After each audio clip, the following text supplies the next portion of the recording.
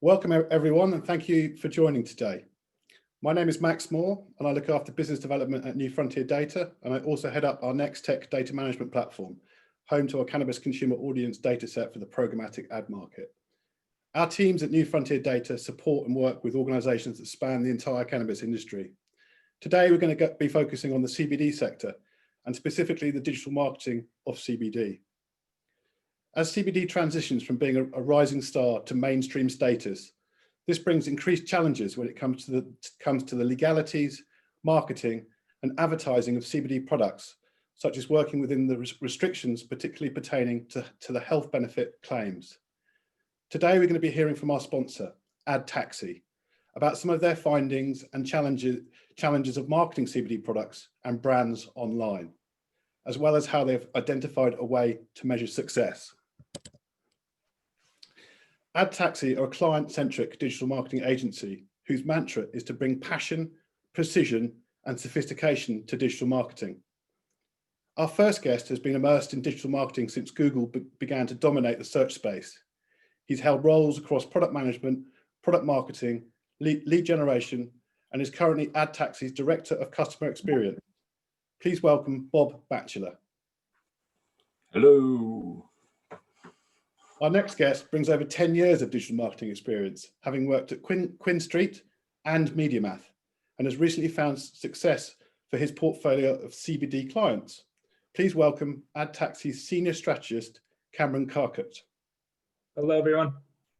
And our last guest has worked over the last 18 years across the major ad verticals, including e-commerce and more recently, CBD. Please welcome Adtaxi's Senior Digital Account Exec, Scott Waldman. Hi, everybody. Thank you, gentlemen, for lending us your expertise today. I think this session is going to be super interesting and we're thrilled to have you on today. Before we get started, I just wanted to address a few housekeeping items. We won't be taking any questions via the audio questions option, so please avoid raising your hand. We do encourage you to utilize the Q&A chat box, and we'll do our best to answer all of your questions at the end of the presentation. Also, after the webinar, you will receive a link to access the recording. Gentlemen, over to you. All righty, thanks. Let me share my screen, show you that I have 50,000 things open right now, but hopefully we're on the right one. Thanks. That was the biggest and best introduction I've had in a long time. I've also, in a long time, it's the first time I put on a collar t-shirt, or shirt, not t-shirt. So super happy to be here and super excited to be with Cameron and Scott, and thanks for that warm introduction again, Max. You know, one thing with Adtaxi, we do a ton, not a ton, but a lot of webinars, and we run the gamut from obviously CBD, a lot of different verticals and platforms, and within these webinars, our goal is to give you 3, 5, maybe 7 really tangible things that you can take away from and say, all right, I invested 45 minutes an hour in this. I got some value out of it. Great. That's our job. And I hope we deliver on that promise for that. To tell you, I usually don't start webinars about our company, and Max told you a little bit about Adtaxi, but I also wanted to kind of paint a picture that, you know, our parent company owns a lot in this industry. So we own the Cannabist and the Californian. The Cannabist is out of Denver. It's been around since 2014, and both these publications are both THC, CBD, anything related to it. And they based in Denver, spread out nationwide. The Californian started in 2016 with legalization there, and they focus on California and the broader network or nation. But just throwing that out there to give you a little feel for, you know, we've got this umbrella of kind of portfolios. And if you're interested in, if you have sisters companies, if you're interested in that, we can put you in touch with them. But we're going to talk about CBD and a little bit about us, but hopefully more about you and how you can leverage some platforms and be successful. So with that, here's that braggadocious slide, you know, that people throw out there. I don't really like this in some ways, but I just want to say, you know, we're an agency. We have a lot of credibility out in the marketplace. And, you know, these badges, I think 10 years ago, I was like, what the hell do these badges mean anyway? You know, I mean, it seems like everybody's Google partner and whatever. Can't be that hard. But it does say that you have a certain client load, you have certain revenue thresholds, you treat your customers great, they do surveys, things of that nature. And I just learned this one about 3 weeks ago from our Google partner. We're a premier partner. We're actually one of 3% of businesses or agencies get that badge. So pretty proud of that. Just there's a little lay of the land. I'm done talking about with us for the most part. I am going to speak fast at the beginning here, and then we're going to slow it down, and Cameron and Scott are going to take over because they're really the brains of the operation here. And Scott he's like on the front line. Cameron is the Wizard of Oz behind the scenes pulling all the levers. So we're going to talk really quickly about the CBD evolution, some insights and research. Then we're going to slow it down, as I mentioned, talk about the challenges with CBD marketing, breaking away from the competition, and then measuring success. So again, I'm going to go fast. When you go, God, this guy speaks really fast. Holy smokes, I wish he'd slow down. We're going to slow down. So the changing and growing market. I mean, these are one of my favorite slides on anything. You go up and to the right. When anything's going up and to the right, it's a good sign. So this industry is booming, as you know, probably why you're in it. And you probably know some of the history, but I'm going to touch on it anyway. 1940s, the chemical isolate was founded. 80s, we had the medical breakthrough with epilepsy. 2010, here comes Charlotte Webb. People are flocking to different states to get it. Rest in peace, Charlotte. She died in April, and God bless her soul. Then I think where the gas came onto this industry was the passage of the Farm Bill in 2018. But of all the things that you thought you knew, I bet you didn't know this. In 2019, even my in-laws inquired about CBD. So that's when I knew, holy, this thing's everywhere. So I bet you didn't know that. Wanted to throw out one thing there. And then 2020, here you got New Frontier data, awesome partners, love them, great insights, 15 billion in estimated annual sales. And again, that graph going up and to the right. Now I'm just going to give you a lay in the land, primarily to tee it up for Scott and Cameron to build off of. But just want to touch on this. Maybe there's some things you do know, maybe some things that you don't. We're going to cover the W's, the who, the what, the when, the where, the why, all those fun things. No surprise here. Early adoption overall, a little bit skewing younger, going out further on the 55 plus. That one though, we're going to come back to that number there. We're going down to the 55 plus age group, and a self-reported 18% of Americans, so 1 in 5 people trying CBD. Now, when we talk about our favorite forms, maybe you already have this product mix, but maybe it says, hey, we should get into this side of the business. But oil, number one, food and edibles, topicals, flour, keeps on going down. What we've seen also with COVID, these numbers accelerating in some areas, 88% more CBD users are using gummies in just a quarter from Q1 to Q2. So big acceleration with the pandemic. Not so much on COVID, but I threw it in here. Skincare year over year is seeing big increases as well. How often are people consuming? This one is like, well, this is kind of a boring slide. All the stats already kind of look same. I mean, okay, so some people use it daily, some people use it weekly, and it's not really that much of a difference of percentage across that. But if we kind of drill down, and when I talk, and I'm flashing back to that 55% older group, is 2 times more, they're 2 times more likely to be daily consumers than those of 18 to 24. So just a note that, you had that graph difference, but they're using it 2 times more. Then on the right, I'm not going to read that. The MLNS is millennials, but you can see since the pandemic, people are using more, people are increasing their dosage. So kind of goes with the times, little anxieties out there. And we'll flash back to that a little bit more too as well. So where are people primarily buying or sourcing? This one, I was like, really? Personal connection? I had one of those 30 years ago, but I guess that was for something different. But I thought it was just kind of funny that it's here with a legal product in many areas. But I also say, well, my sister-in-law is in CBD. I've gotten some there. So maybe that's my personal connection. Then you go down online, dispensary, drugstore. And this one I thought was interesting. Again, pretty much all this data is New Frontier, so thank you. Greater than 8,200 retailers like CVS, Walgreens, Dollar. I'm in Denver, so I can go in the grocery store and see it on whatever display there. So it's really getting to be everywhere. Then the bigger increase, which I can't see because of my screen, but so I'm going to have to look at that number again on a different screen. What did we get up to? 29% up to 47. I couldn't see the 47, so pardon me on that one. Anyway, 47% increase on online purchases. Not too much of a surprise when you have online lockdowns, but in 1 quarter, that is a monumental shift in buying behavior. Then we get into me trying to advance a different slide. You probably know this. You have products out there, but again, we're just touching on this, so we tee up the other section for Scott and Cameron. Pain management, stress relief, why people are using it. And then you've got this crazy thing we're going through right now.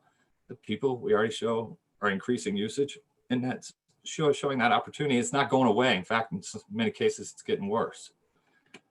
Then brand loyalty. And this is one that kind of opened my eyes that said, a lot of people aren't using the same brand all the time. 50% are. Then a lot of people say, I don't really have a brand preference. Maybe I'm, that one I'm familiar with, that one I'm not, 25% of those. And then some of them, 25% don't even know. They're just like, well, that looks good today. So you have huge opportunities to gain share. That's basically what that says. This one, I have a flashback on this going back about 20 or 30 years, and I'll get to that.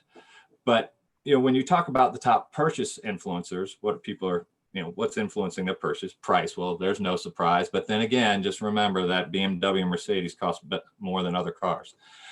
Amount per serving, total amount of the product. So there's price to volume ratios, other ingredients. Is it pure? And then their type concerns. What am I concerned about? I'm concerned about the quality, amount of dosing. Am I taking the right amount? Am I taking too much or too little?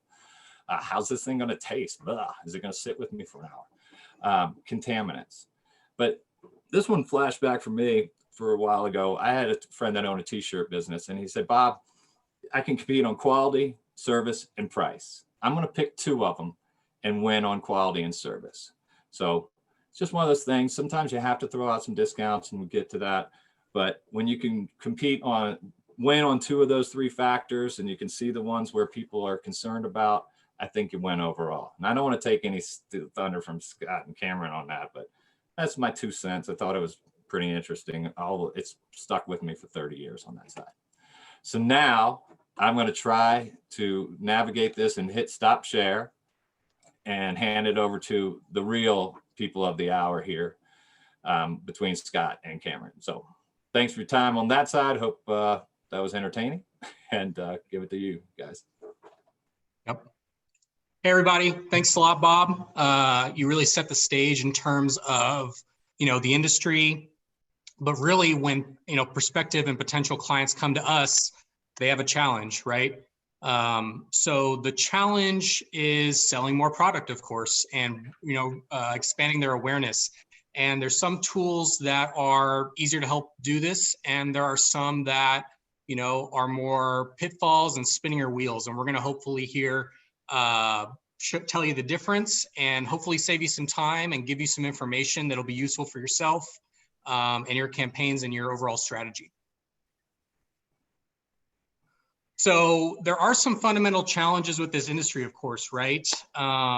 Platforms and messaging is restricted, the types of product education you can do, and as well as, different compliance and differentiation. When prospective clients come to us, there's a wide variety of potential challenges, the products they sell, the messaging they're using from an ad perspective, as well as working within compliance for those platforms for all of the above, right?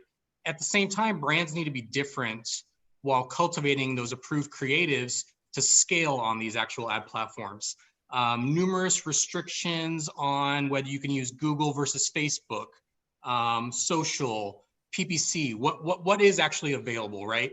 Whether you can use tinctures versus bath bombs, smokables, vapes, and even newer products like Delta 8 are really kind of making it difficult for platforms to, stay on the right side of white hat. So this has made it really, really challenging for advertisers to both advertise, but to scale their advertising, right? Some of these larger brands, they want a way to really just spend into the inventory and not have to worry about all these different pitfalls. So, the biggest thing is Facebook does allow some CBD advertisers. You may have seen some, but there's a lot of workarounds, creating a shell business manager, all this sort of stuff.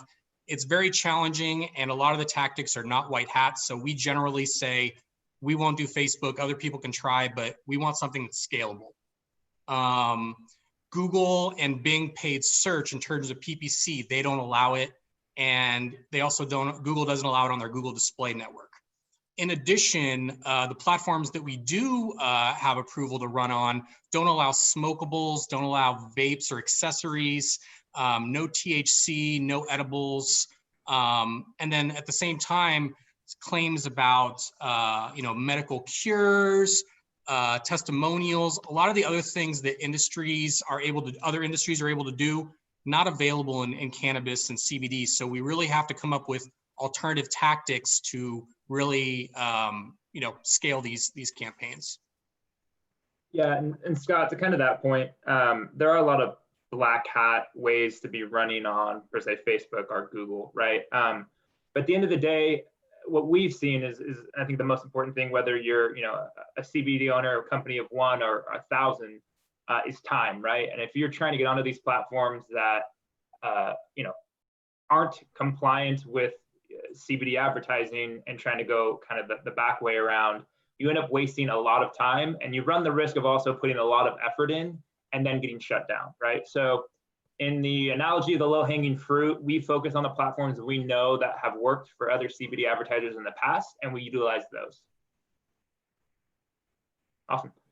And yeah, we talked a little bit about brand in general for each individual CBD advertiser, but there's obviously a brand for the industry, right? So the CBD industry in general is kind of continually year over year getting more adoption, right? So obviously the times of like reefer madness and the association of THC is starting to leave, and questionable aspects of legality state by state, people are getting a better understanding of that. So each news article that goes by, or each honestly reputable CBD brand that comes out that is a highbrow brand, is bringing up that level for CBD, right? So you can see that set on the right. Americans have a favorable viewing of CBD, 48% reporting positive feelings, and 61% believe it has valid medical use, which is great. So people are believing that it's valid and understand what it can be used for. So essentially, every month that goes by, the market is expanding because this percentage is increasing, right? So huge opportunity here to capture these individuals who are now favorable to using CBD, but are unaware of educationally, what it does for you beyond a very surface level, what different types of products, what applications, etc. Right? So that's where advertising comes in. Yeah, and we're even seeing a little bit of, regulatory change in Europe now, right? In the last month or two, even that's changing. So it's becoming this global phenomenon, not just inside the U.S. And I think the great, thing for brands is there's plenty of market share. It's all growing, and that just creates a lot of opportunity. So, the challenge really becomes, you look at that pie chart to the right, the top 20 companies in the US by revenue control 17% market share. There's some pharmaceutical companies who are rushing in because obviously, unlocking all of the scientific implications for CBD. It's not just snake oil, right? There's a lot of actual uses, and really it's about finding those niche uses for everyone.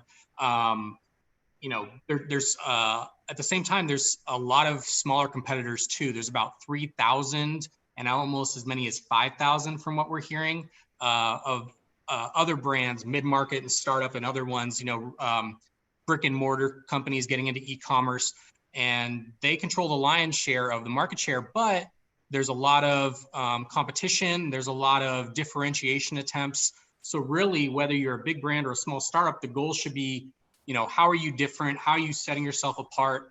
The big companies have the advantage of having a lot of time on their side, but there's some other things you can do in terms of products, shipping, quality, testing, analysis. And then, you know, because advertising is limited, all that with SEO in mind, just building a good brand in general. You know, it often has to be said that the things that make a good CBD brand are a good thing, are things that make a good, you know, any brand. So.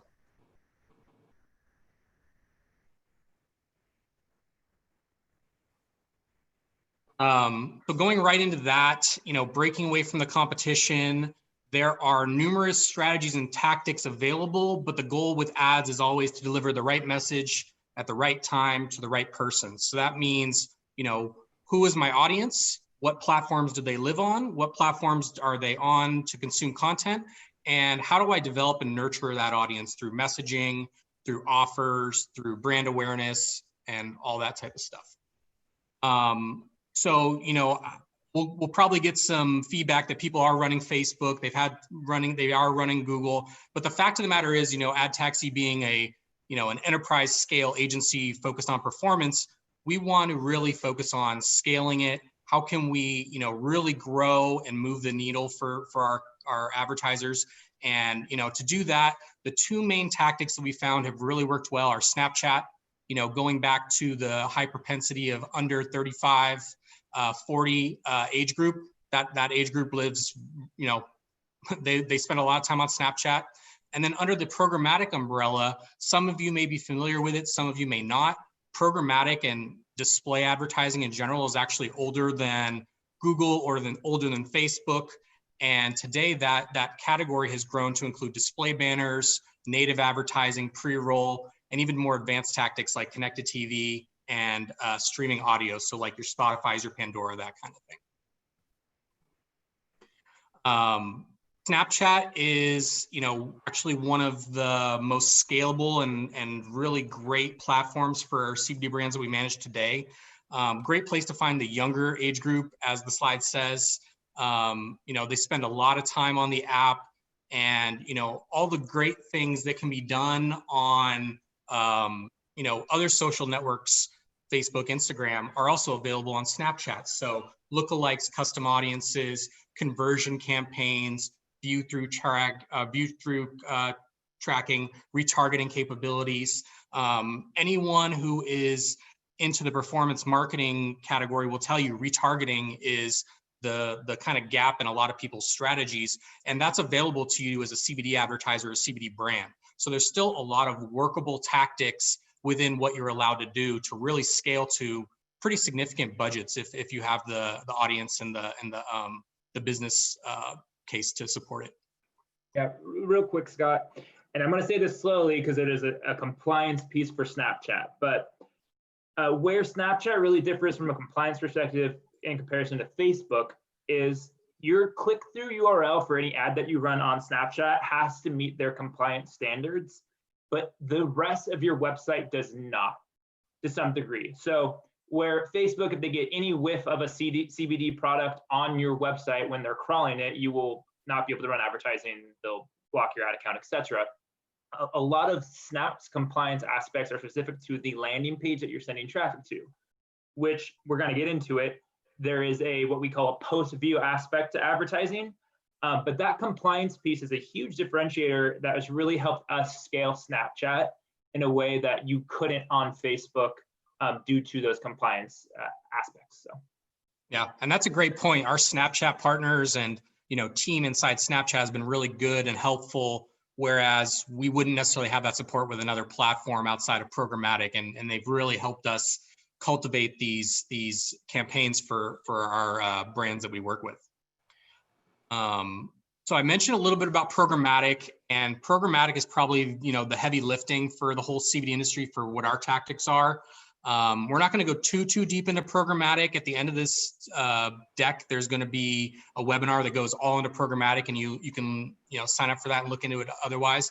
But, you know, at a basic level, programmatic is primarily display, which is affordable and scalable. I don't know if any of you have dealt with Facebook's CPMs, cost per thousand impressions lately, but because of political, because of Q4, Christmas, Thanksgiving, all of these, you know, the move away from traditional brick and mortar traffic more to e-commerce, CPMs are really high on social, but on programmatic, although they've gone up, they're still quite a bit lower. On display, it's pretty easy to get under an $8 CPM and even significantly lower. So it's massively affordable, scalable, and there's a lot of granular changes and effects that actually Google and Facebook don't allow you to do because of their automations, and they want you to rely on their conversion campaigns. But on the programmatic level, there's actually a lot more bells and whistles and levers and knobs to twist for really granular control. So, display is the most common. Connected TV is, analogous to regular TV, of course. We don't typically recommend this unless you're a large strategic brand, just because there's more higher ROI tactics elsewhere, but it's definitely on the agenda. And if you use traditional TV today, it can be an important ad type. Pre-roll video, if you have video assets, is a really great entryway into video, and then potentially doing CTV longer down the road. Audio is pretty similar to CTV. It's kind of one of those phase 2 tactics. People are actively listening, great scale, premium placements, but still probably better to do display, pre-roll. And then this third one, native. Native advertising is something that a lot of CBD brands do today. Some native networks have allowed CBD advertising, but our solution allows it to aggregate all native networks, or the vast majority of them. So, in terms of cherry picking one or two networks, scalability is important too. So this is kind of programmatic in a nutshell from my understanding. Yep. And just to kind of give you a real kind of understanding of the scale that Scott's mentioning, over 90% of essentially the internet, right? The ability to serve an ad onto a website is available in a programmatic environment, which can be accessed, through these trading platforms. The other piece on the compliance side for all of this programmatic suite is there are different supply vendors that essentially connect to demand partners, but we're going to really get into this. But obviously we mentioned Google doesn't allow CBD advertising. Google also has what they call an SSP, so they're a part of this as well on the supply side. You can't access that SSP because it belongs to Google. But the good news is websites actually make themselves available through multiple supply sources, multiple SSPs. So just because you're not getting into Google's SSP doesn't mean you can't get particular websites, right? These websites could be available through other SSPs that are actually allowing CBD advertising. So it's big picture, it's kind of like the way the stock market works, but essentially if one person isn't offering a stock, you're gonna get a similar stock from another source too, right? So a great way to scale, and hopefully 90% of the internet being accessible for you guys would be a huge benefit for advertising. Yeah, and that's a great point too, because when you look at Facebook audiences and stuff like that, they're often measured in millions or tens of millions. When I pull avails, and I'm sure you see the same thing on display, I often see hundreds of millions of availability, or billions even. So it's a very blue ocean. And if you're not familiar with it, it's probably because in other brands, you've been able to rely more on Google and Facebook. This is a tactic where it's still, very scalable, still tons of options, but, due to limitations, it's where a lot of the budget ends up going for ads. Yeah, and conservatively 2 to 3 times less expensive than Facebook and Snapchat. So awesome. So, the term optimization, guys, is thrown around a ton, and I understand as a business owner that's probably worked with some agencies or advertisers in the past, you're really unsure of what that means. I love this slide because it pulls up so many different elements of what goes into what we do on a daily basis. Not me personally, we have campaign managers that I work with that are awesome for each platform. But, the reality is we do have some expertise in CBD, but we're also more of experts in digital marketing in general, right? So the same components of e-commerce marketing can be applied across multiple industries, and that's what we specialize in. And so all of these components that you see on the screen, and honestly dozens more, go into the campaigns that we are optimizing, some of it on a algorithmic automated basis, but also manually changing these components. So it just kind of helps to really see, like, it's not just a set it forget it scenario. There are so many different components of these campaigns that need to be adjusted in order for efficient gain of a return on ad spend. Yeah. I've been, in digital advertising 10 plus years now, programmatic space, same amount of time, Google, Facebook, all this stuff is happening at a campaign level, but, Adtaxi, for example, has been using the same programmatic platforms for greater than 10 years, even longer than I've been in the industry.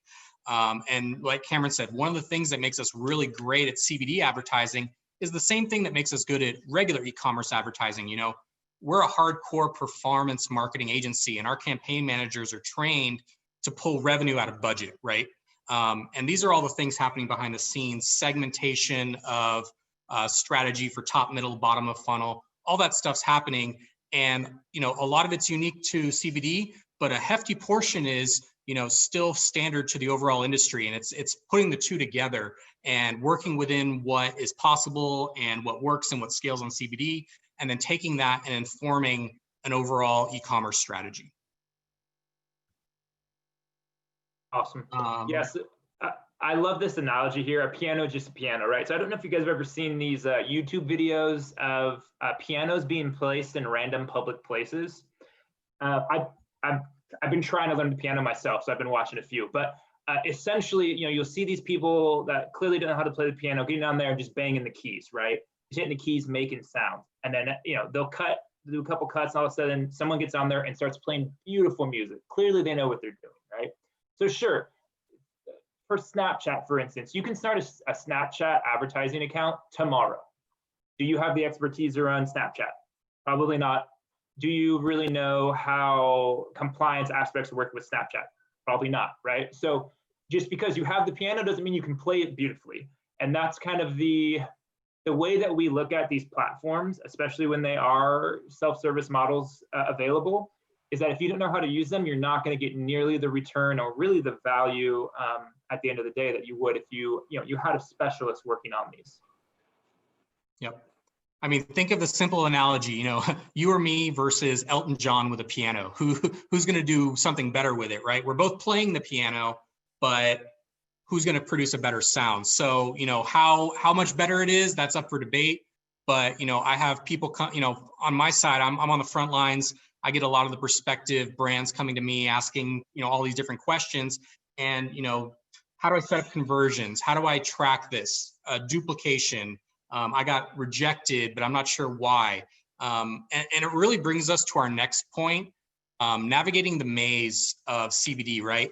Google and Facebook and all these platforms make it really easy for challenging categories, we'll call it.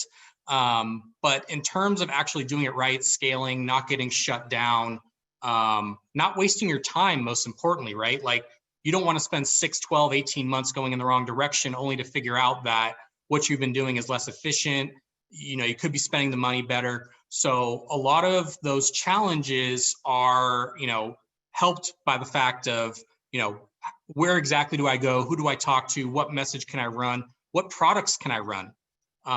You know, some companies have run with smokables for a long time, and they haven't realized that's the reason they've been getting shut down on networks that even do approve CBD. So there's this push-pull of, you know, getting through the maze with the cheese being, you know, significant revenue at the end, and just getting there sooner before competitors, and just maximizing your effectiveness.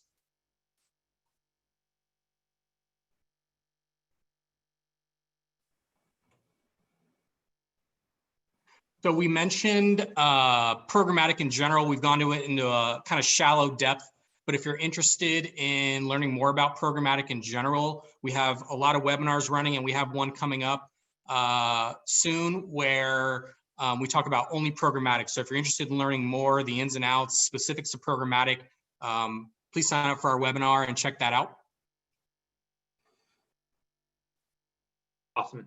Guys, I know the last few minutes might have seemed like a little bit sales pitchy, to be honest, but we truly want you guys to know that the time is money aspect of trying to do these things by yourself with no experience on these platforms is going to be a detriment to you, right? So I'm not saying, hey, come and work with Adtaxi, all of you guys, but like, you need to consider marketing is not something that you can just pick up with no knowledge, right? So to that point, things that need to be considered before you even spend a single dollar of advertising are these 5 questions that Bob mentioned, right? So going all the way back to the beginning, it's interesting because increasingly in this CBD market, it is becoming saturated, right? A lot of different players making up a large portion of really the overall revenue in the United States. And if you're not able to differentiate yourself from, other CBD advertisers, and let's just say maybe you focus on price only, that's a race to the bottom, right? If you're constantly just trying to cut your price or running heavy sales promotions to clear out your inventory, first off, that's not highly profitable. Second off, you have a very high churn rate for returning customers or lifetime value, right? So before advertising, you need to look at these questions. So first off, who? And I'm not just talking like male, female, age, general demographic information. I'm talking about in-market information. What are they looking at online? What's their affinity to certain programs, wellness, fitness, things like that, right? So understand, does your product as a brand address all of that? Because then you're essentially building no affinity to your brand, right? You can't be addressing everyone, right? So understand who you're addressing as a part of your market, right? So the what does your product address? Is it primarily pain management? Is it more of the chronic side of things? Is it more of the recovery from fitness? Is it more of some of the well-documented health benefits beyond just pain management? Like, develop that into your brand as well. The when, so we all know that sales fluctuate not only monthly, yearly, but weekly, right, and seasonally. So understand when to run advertising. We love to have an always-on mentality, but also fluctuate your aggressiveness through budgets and platforms. The where, know when your target market is honestly looking to purchase, how long, from a sales cycle perspective, their journey to purchase is, but also just understand where your low-hanging fruit is. Okay, so there's certain areas, even just throughout the United States, where there's a higher adoption of CBD currently. I probably audited and worked with 15 to 20 different CBD advertisers over the last 2 years here at Adtaxi. And every time, not every time, but let's say 18 out of 20 of those, I'll go into Google Analytics and I'll see their main states are Texas, California, a bit of the Northeast, and Florida. There is a huge market opportunity in the Midwest as adoption starts to grow, but people just aren't addressing that. At least from what I've seen from those 20, right? So understanding that where component, where your guys' low-hanging fruit is in those states, but also understanding there's incremental opportunity that's probably going to cost you a little bit more, but you can enter into those markets, right? Last but not least, kind of the psychological side is just why, right? Why would someone want to buy your CBD over someone else's product? It is, in my personal opinion, it's the most overlooked of these five. And it's just kind of about understanding, brand affinity and helping these people to not just buy your product based off of price and promotion, but associating themselves to your brand, your group, your tribe, right? We talk about all these marketing terms, but if you can start getting people to have that affinity to not just your product, but your brand as a whole, is incredibly powerful from a lifetime value perspective. Yeah, and just a real quick on that, on the who and the where, for example, a common pitfall I see pretty often is, people thinking that CBD is like the recreational THC industry, and the target audience is not. Whereas CBD may be more alternative medicine and wellness focused, recreational THC is more focused on lifestyle and kind of relaxation, and it's completely different audience, completely different people, completely different publications where you might want to show up for. So knowing exactly who and where your audience lives is very important. It's a subtle but important detail. Awesome. Yeah, so this is just an example of how utilizing audience data, you need to get a little bit more granular than you guys are probably even thinking of, right? So pain management, very, very general term, but the capability to actually target by users that frequently use Bayer versus Tylenol is huge. And these are things that you can use in these platforms. So understanding that you can actually tailor not only your audience, but the creative that reaches these individuals based off of this targeting capability is huge. Yeah, and I mentioned it earlier, Facebook, Google, and the really large platforms have pulled back some of this data availability. They still have it. In fact, they actually buy from all different types of sources in addition to their first party sources. But programmatic, because it's kind of that blue ocean, open network availability, especially Snapchat less so, but more programmatic, you can get really, really granular in your targeting, your reporting. The amount of data you can pull out of these platforms is significantly higher because they're not concerned as much with, you know, the PR elements of how it looks and stuff like that. It's all available data that you can buy pretty easily. But in terms of what they actually allow you and make easy for you to get out of it, it is a different story. So programmatic especially allows you to really get granular.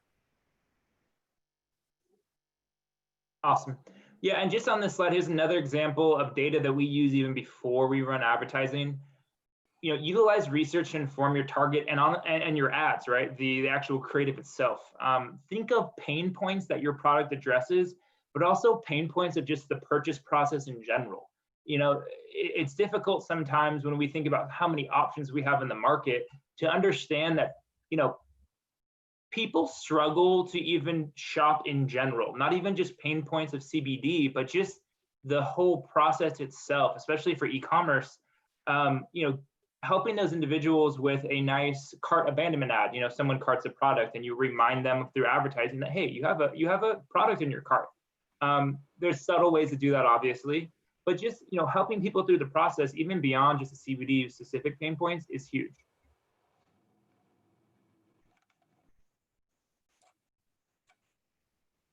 Okay, so we're diving in a little bit more of the tactical stuff here, guys. So like structure of campaigns, fill the Q&A, the chat sections with questions if we go through this, because it gets a little bit more specific. But high level strategically, we break our advertising into two different buckets, right? Prospecting, getting new individuals to come to your website, or retargeting. People have already come to your site, have already purchased product, and we're messaging them again, right?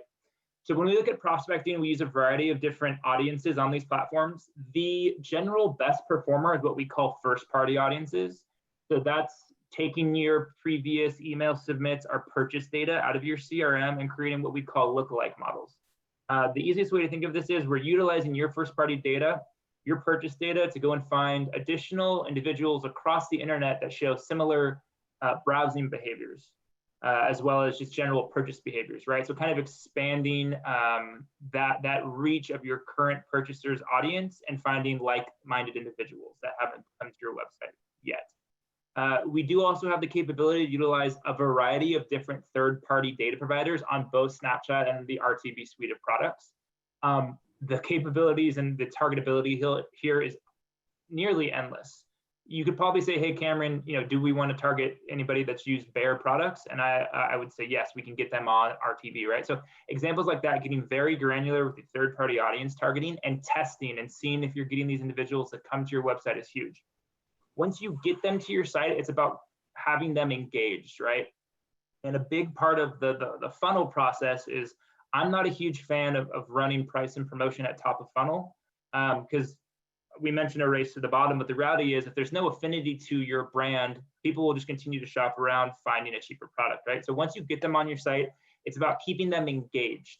You know, a lot of times the actual process is not going to just be someone comes to your site once and purchases. There's a remarketing component too. So on the right over here, the way retargeting is structured is essentially based off what we call frequency and recency, right? So frequency is the amount of times that someone has come to your site and engaged. Recency is the window of time since they've engaged. And essentially, you know, someone comes and engages, let's say 3 times in one day, they are a highly valued target. So you need to be more aggressive on these individuals.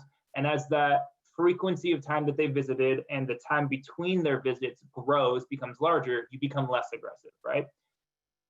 To add to that, as they move down the funnel from an engaged visitor to someone that's viewed multiple product pages or to someone that's viewed a cart or added a product in the cart, you also get more aggressive on those individuals, but you also need to tailor the creative to the journey, right? I mentioned cart abandonment.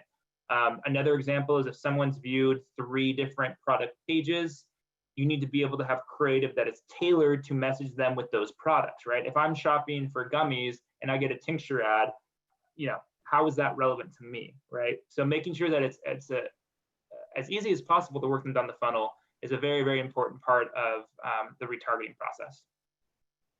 Yeah, and we mentioned it earlier, you know, the differentiation between running it yourself and running it through maybe an experienced agency is this kind of, you know, differences, right? Like I have a lot of people coming to me as prospective clients that they're doing prospecting, they're doing it really well actually, but the retargeting element is just not there. The platform doesn't offer it. They don't know how to set it up properly. It isn't segmented.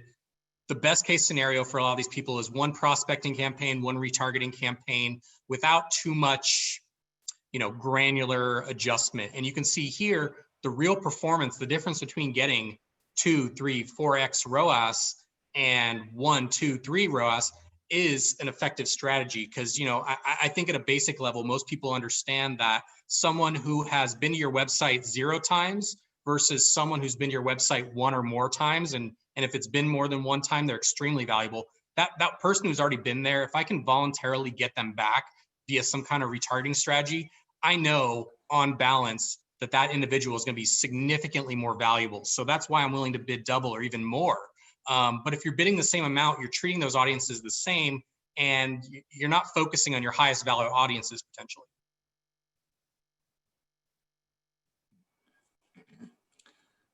Hey, I'm just going to chime in real quick, Scott and Cameron, just for the benefit of our audience. You know, I think we belabored that part of the funnel. Let's move along and leave some time. Let's just kind of get it going a little faster and make sure we have some time for some good questions too. Want to make, you know, be considerate on that side. Awesome. Yeah, I'll breeze through these funnel position slides. So basically, top of funnel, guys, no price and promotion. Focus on strong evergreen ads that are going to get individuals to start to associate to your brand. Videos as well work really well. And then any type of educational piece at top of funnel is also a good component. Scott, you can go to the next one. So middle of funnel here, once they've come to your website, they've entered to what we call middle of funnel.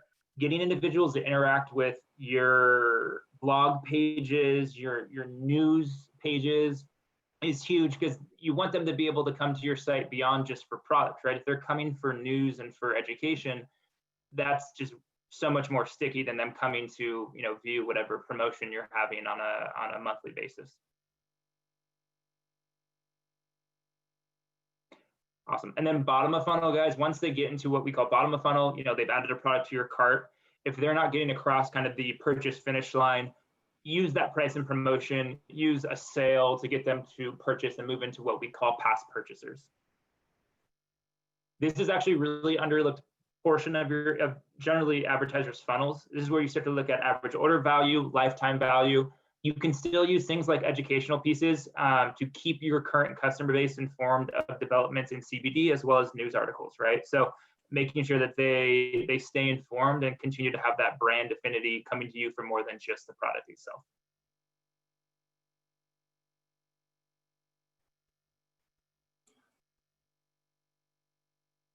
Awesome. We can jump into the couple measuring success slides real quick, and we'll get to those. Okay, so ROAS is obviously a great metric that we can utilize in digital marketing, but to really fully understand, I guess, how to properly run a full funnel campaign, you need to consider all of these measurement points, all of these metrics, and how they influence ROAS at the bottom of the funnel. And we do that through a variety of ways, one of which is a conversion details report, which we'll look at. But know that the ability to report on all of these things is hugely important, and understanding how they influence the bottom of the funnel is incredibly impactful. Yeah, and I'll just say some platforms offer some of these metrics. Some offer, 1 or 2 ROAS being the most important one for some, but looking at all these granular metrics and using them to kind of, create an overall strategy that isn't just focused on the top or the bottom, is really what's allowed, a lot of our campaigns to be successful. And looking at how each metric influences campaigns is the key to success, middling results, or even failure. Awesome. Just a quick review. There's 2 ways that we track conversions. One is when someone actually clicks on an ad. They call that direct post-click. The other way is a view through, a post-view conversion, and that is when someone views the ad and then comes back to your website through a different channel. we all know that year over year, people are clicking less on ads, and this is a great way to show value of advertising on Snapchat or the RTB suite of products. Yeah, and this is one of the most common, challenges with programmatic advertising. Unlike paid search, unlike social, the framework isn't necessarily encouraging you to click. And like most people, I don't click. But what most people will do if they don't click, they choose to go to Google or go to Bing or any other search platform, and they'll actually search for the brand. So view through is really important, being able to track someone who both saw an ad and then chose to search for that brand and return to the website. If you're only looking at clicks, you're undervaluing your campaigns. So that's probably the main takeaway for this. And if you're interested in view through and programmatic tracking, our programmatic focused webinar will help cut through some of that, but we could go into a whole presentation just on this. Don't need to spend too much time on this slide, guys, but this is data that we utilize for what we call full funnel reporting.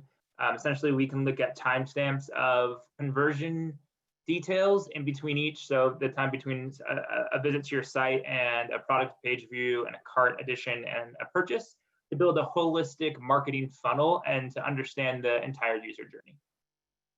Yeah. And this kind of data really provides us backup and reinforcement for how important the view through conversions are.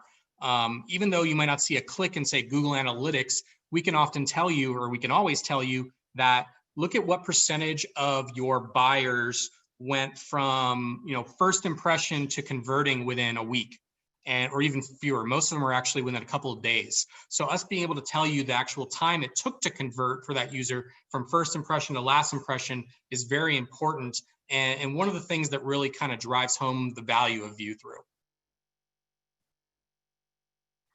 So, we want to talk a little bit about success stories before we get to some brief Q&A. Long story short, we had a fairly large top 20 CBD advertiser.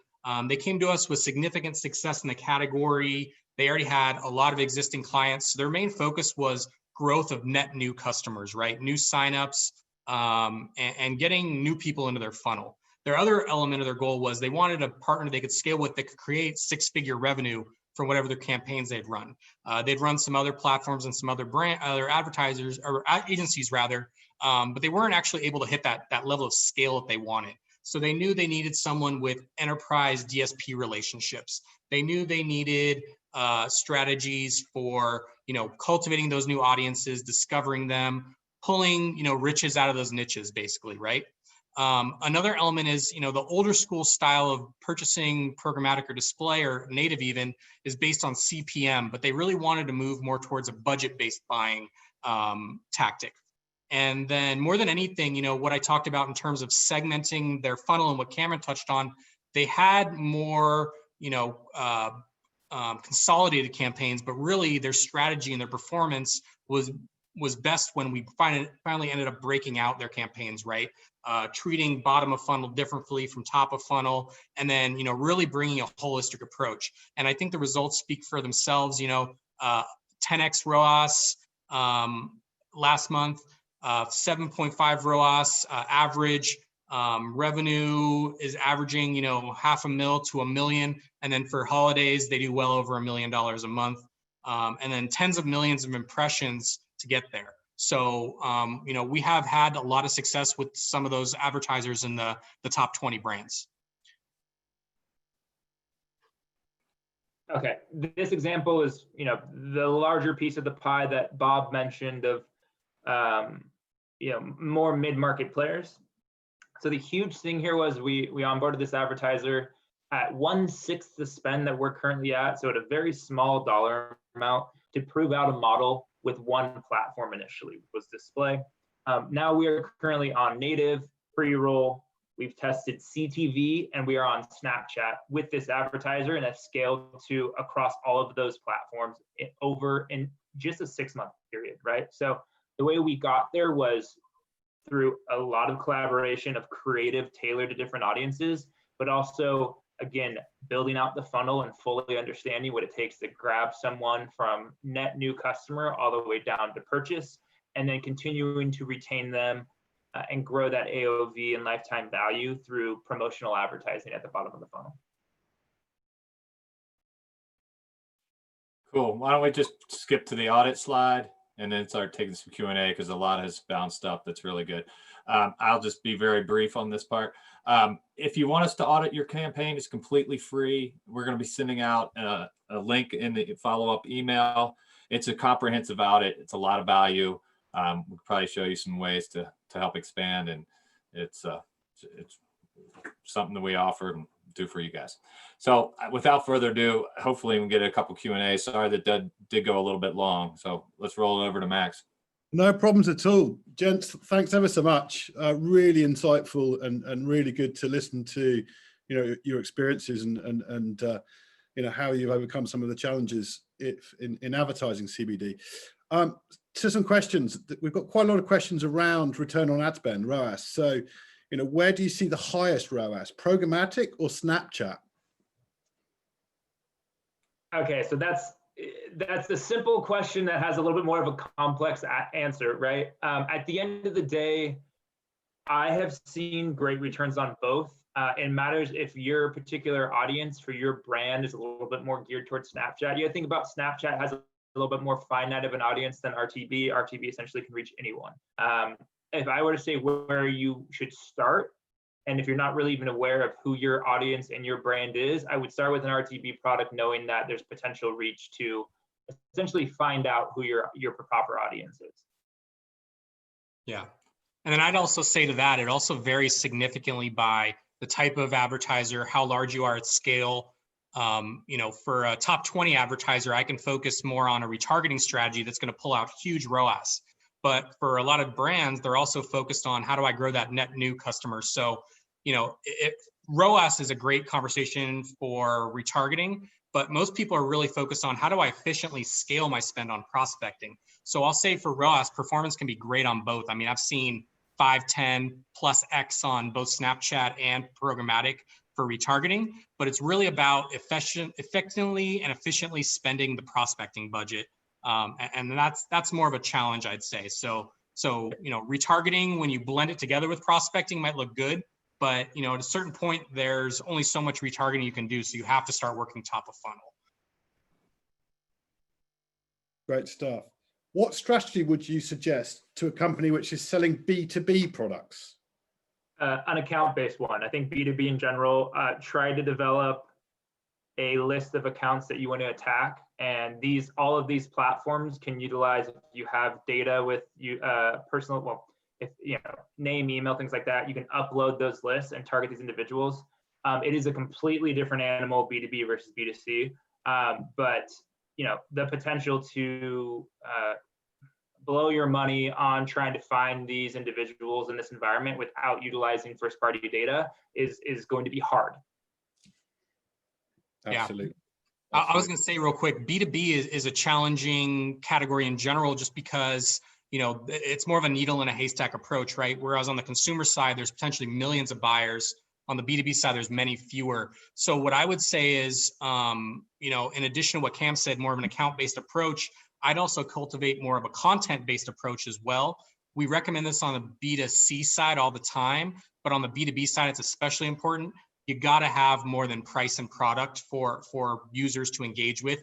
Content, webinars, white papers, infographics, anything more that can really kind of cultivate the brand for yourself, to where you're giving users an opportunity to engage with you, discover things. Whereas you can shy away more from a content-based approach on other type of categories, you really need it on CBD. Going back to Snapchat, we've got a question here. Can you run cannabis ads on Snapchat, or is it just CBD? So you can't, there's a long list of aspects here. So THC products are just a no-no, right? Just put that over into a box. You can't run those. I see a note in here from our head of our RTB team about edibles. So edibles, CBD products are okay on RTB. Snapchat has a very strict compliance on consumption, generally, like anything that is consumed rather than applied. But a lot of this is actually subjective as well. We have an account manager that works at Snapchat with us on these campaigns. But I would say in general, THC is just push this out as not something that you can run on these platforms. So. Gents, I think we just come to one final question because we're nearing the hour mark. And it used to be the case that you could not include the entire cannabis leaf in your logo, but that you could use an incomplete one. Is that still the case? For compliance on Snapchat, that would be, I believe, would be an issue if you're showing I don't know, a portion of the cannabis leaf, like what one section of it. That's an interesting question. We essentially try to remove any cannabis-looking aspects of creative, whether it's on the bottle, etc. We have not tested using a portion of the leaf. I'm guessing that question is out there because it's a part of your logo, I would assume. And generally, what we do just to be safe is we'll remove any type of visual of a cannabis leaf from logos, just to ensure no compliance issues. Yeah, and that's, you know, the other challenge with this is because a lot of it can be potentially subjective. That one is less so, but you know, even some brands that have gotten approved, had creatives approved to run something like that, it doesn't mean it's always going to be approved or not later disapproved or rejected by the platform. So there's kind of a gray area where sometimes some brands can slide things through. That piece is one of those ones where you probably can run it for some on some platforms, but then others would want to pull it down. If someone specifically is looking for that answer, reach out to maybe us directly and we can get you a specific answer. But yeah, that one, it's going to be, it's hard to say. It's going to be hit or miss. Bob, Scott, Cameron, thank you ever so much for coming on today. Just wanted to on behalf of New Frontier Data, thank you for being part of the conversation and delivering such a unique perspective. And to our attendees, thank you very much for joining us today, and we look forward to seeing you again.